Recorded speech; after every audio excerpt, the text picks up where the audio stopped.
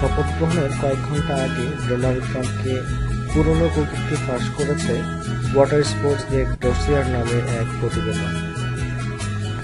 ৩৭ পাতার ওই প্রতিবেদনে তৈরি করেন এক প্রাক্তন ব্রিটিশ গোয়েন্দা। এতে বলা হয়, রাশিয়া সফরে গিয়ে বিখ্যাত রিটজ কার্লটন হোটেলে উঠেছিলেন মার্কিন ধনকুবের ট্রাম্প। হোটেলের প্রেসিডেন্সিয়াল সুইটে ছিলেন তিনি। ওয়াটার স্পোর্টস গেট ডসিয়ারে বলা হয়েছে, বিখ্যাত হোটেলের ওই সুইটে রাশিয়ান যৌনকর্মীদের সঙ্গে মেতেছিলেন ডোনাল্ড ট্রাম্প।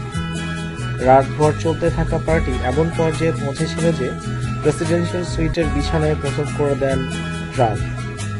রাশিয়াতে ট্রাম্পের ব্যবসায়িক উদ্দেশ্য নিয়ে প্রশ্ন তোলা হয়েছে রিপোর্টে। এছাড়াও তার মিথ্যা অভিযোগ বলে এটিকে ভুল প্রমাণ করেছেন ডোনাল্ড ট্রাম্প। একই বিতর্ক নিয়ে সম্প্রতি প্রশ্ন করা হয় রাশিয়ান প্রেসিডেন্ট ভ্লাদিমির পুতিনকে। ট্রাম্পের মতো তিনিও অভিযোগটি ভুয়া বলে দাবি করেন। এরপরই পুতিন জানান, আমাদের গোয়েন্দারা সব বড়লোক মার্কিনীদের নিয়ে ব্যস্ত নন। ট্রাম্প যখন রাশিয়া এসেছিলেন তখন তিনি প্রেসিডেন্ট ছিলেন না, মার্কিন যুক্তরাষ্ট্রের ধনীতম ব্যক্তি হিসেবে এসেছিলেন। এমন ব্যক্তিরা স্থানীয় নারীদের সঙ্গে নিশ্চয়ই সময় কাটাবেন না, যদিও আমাদের যৌনকর্মীরা বিশ্বের সবচেয়ে সেরা।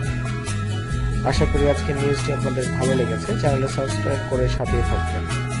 ধন্যবাদ সবাইকে।